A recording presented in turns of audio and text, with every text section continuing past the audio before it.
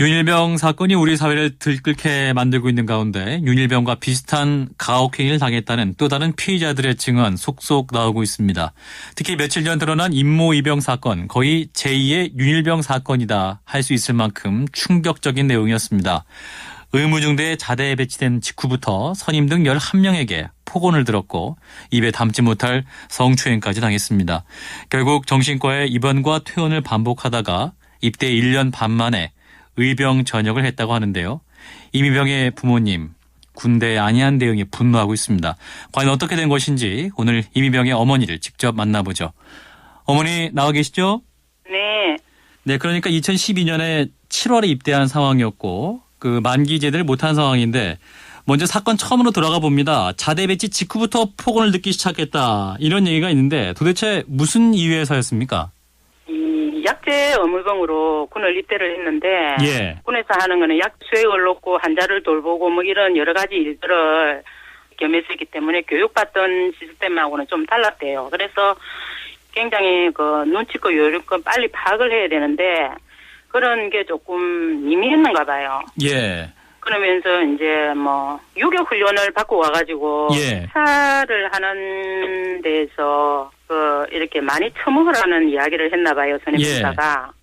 그랬는데 진병임에도 불구하고 말씀이 좀 지나치신 거 아닙니까? 이렇게 반문을 했대요. 예. 그런데 바로 이제 거기에서 고타가 들어오고 자대 내무에 들어왔는데 이제 모든 사병이 이제 같이 에워싸면서 뭐 또라이 좁게 뭐 별의별 이야기를 다 하게 되는가 봐요. 그러면서 이제 이름을 잃어버리고 예. 이제 그 이후로는 족개라고 불렸대요. 아, 별명으로 불렸군요. 네, 그게 이제 시발점이었죠.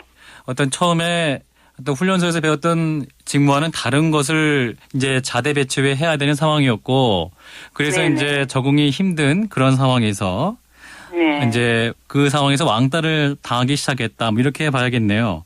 네. 자, 그리고 그 과정에서 성추행까지 일어났다고 하는데 이게 도대체 어떤 네. 식으로 이게 당한 건가요, 이게? 아, 거기 의무중대에 근무를 하면서 그 파견 근무를 갖는 모양이더라고요. 예. 컨테이너에서 생활을 하게 됐대요. 예. 거기에 관리 감독을 할 수 있는 사람들이 없었대요. 예. 그러면서 이제 선임병사들이 밤 되면은 뭐 대화의 시간이라고 자기네들끼리 만들어 놓고 애를 불러놓고 여러 명이 수술 외과용 칼을 배 밑에 대놓고. 아이고, 칼을요? 예. 네가 여기에서 뭐 그거 하면은 칼이 배를 뚫고 들어가도 우리는 책임지지 않는다고 하면서 여러 명이 이제 둘러싸가지고 몸을 엎드려 붙이라고 다리를 잡아당겨가지고 거기에다가 군화로 뭐 차고 뭐 성기를 잡고 흔들고 그만하십시오. 이렇게 저항을 하면 할수록 더 심하게 저희 아들을 갖다가 못 살게 굴었다고 그러더라고요. 예, 뭐 성추행을 넘어서 이 수술용 작은 칼을 가지고 엎드려 버쳐를 하게 하고. 예, 그리고 그 수술 외과용 그 가위 그 모서리에 이막을 받고 엎드려 버쳐를 시키면은 그거를 3초를 못 깨는데요. 그러면 걔네들이 몇 초 이상을 있으라고 그 얘기를 하는가 봐요. 그러면 그게 자동으로 있을 수가 없대요. 너무 고통스럽기 때문에. 그러면은 폭행을 하게 되고 구타를 하고 뭐 이러면서 이제 애를 또 제압을 하고. 예, 뭐 도저히 견딜 수 없는 그런 상황을 만들어 놓고 예, 다시 또 구타를 하고 다시 또 성추행을 하고 다시 또 구타를 하는 그런 상황이었고 이 모든 것이 그 대화의 시간에 이루어졌다. 거의 뭐 대화의 시간이 아니라 이제 고문의 시간이 되었던 것인데. 네. 뭐 심지어 혈압기 재는 걸로 가지고 목에다가 감아가지고 그 풍선놀이라 해가지고 호흡을 할 수 없을 정도로 혈압에 바람을 넣어가지고 감아가지고 그런 일을 자행하면서 자기네들은 그거를 즐겼대요.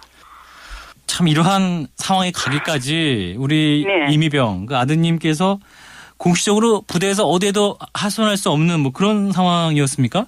네네. 당시에 그 목발을 짚고 얼마나 연병대 거리 바퀴를 돌리고 뭐 애를 부려먹고 구타를 하고 했는지 저희 집에 왔는데 목발을 짚는 손이 구더기가 파이가 왔더라고요. 굳은 살이 예, 그 사진을 제가 너무 그때는 애가 당하는 줄 모르고 우리 아들 군생활 이렇게 힘들면서도 장하게 잘했다 생각하고 엄마 이거 사진으로 남길래 하고 찍은 게 그게 그 사진이 아니었다는 거를 참 너무 참, 예. 그때까지도 아드님은 정확하게 어떻게 피해를 당하고 있고. 그렇죠. 말씀을 안 했죠. 예. 군은 군 생활을 어쨌든 해서 견뎌내야 된다는 생각 때문에. 예. 그러다가 결국은 견디지 못하고 그 정신과에 입원을 한 건가요? 우리는 이제 군대에서 애를 잘 돌보는 줄만 알았어요. 근데 얘가 자꾸만 이 금호산이라고 있는데 예. 거기를 보내달라고 요청을 하더라고요. 네, 그게 이제 나중에 이제 물어봤어요. 해보고 왜 그렇게 그 힘든 다리가 낫지도 안 하고 그 힘든 금호산을 가려고 했냐고 물으니까 그 산이 높으니까 거기서 뛰어내려 죽으려고 그랬대요. 거기를 그렇게 가려고 했대요. 그 말을 아들에게 들었을 때 참 부모님으로서 심경 지금도 어떠셨나요? 너무 가슴 아파요. 참담했죠. 지금도 이런 지나온 고통의 시간들을 생각해도 눈물이 나는데, 정말 마음 아프죠. 아직 그 고통에서 아들이 아직 다 헤어나지를 못하고 있어요. 예, 그 부모님께서 이제 작년 8월이었습니다. 그 아드님이 이제 군 복무 중에 또 인권위 네네. 진정을 넣으신 건데 그렇다면 그때까지도 그러면 군에서 조사가 제대로 안 된 상황이었나요? 네. 저희들이 직접적으로 알게 되는 거는 새로운 중대장이 와서 바뀌게 되고, 이제 얘가 더 이상 이제, 참을 수 없어가지고, 이제 몸속에다가 그 수술용 칼을 지니면서 이제 자살을 시도하려고 했는 모양이더라고요. 아, 자살 소동이 있었군요. 예, 자살 소동이 벌어지고, 이제 애를 정신과 때려놓고, 그리고 이제 우리가 군에 가게 되고, 이제 이 아이의 사건을 알게 되는 거죠.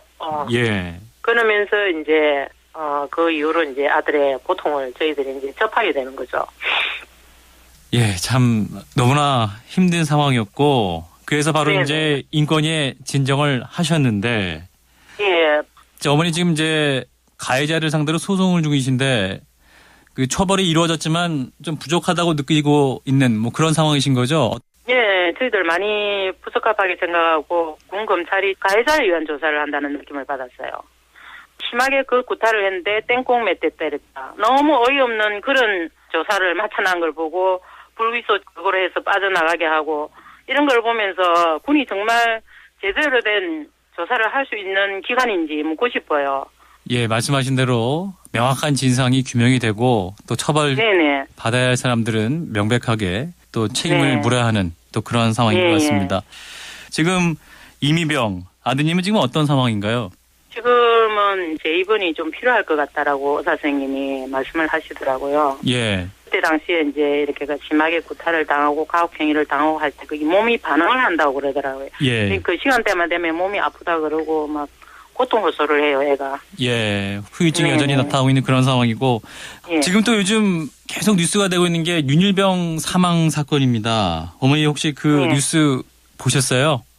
네, 윤희병 사건도 그렇고 임병장 사건도 그렇고 너무 안타깝고 저는 우리 육사단 사건이 빨리 이 국가기관에서 처리를 해서 예. 제2의 그 사건을 막을 수 있게끔 굉장히 호소를 했어요. 그러니까 작년 8월에 인권위에 이미병 사건을 진정을 했고 군이 잘 네. 대응을 해서 처리를 했다면 올해 네네. 있었던 윤일병 사건도 윤희병 막을 수 사건을 막을 있지. 수가 있었죠. 게다가 네, 그게 너무 안타깝습니다. 예, 뭐 의무대에서 또 같이 일어난 상황이기 때문에 충분히 네, 막을 수 있었던 그런 상황이지 않았을까 또 생각을 해봅니다. 예, 그렇죠. 예, 어머니 정말 힘들고 어려운 상황이셨는데 용기를 내셔서 또 말씀 전해주신 거 정말 감사드리겠습니다. 어머니 힘내시기 바라겠습니다. 네, 감사합니다. 또 다른 군 가혹행위 피해자 이미병의 어머니 만나봤습니다.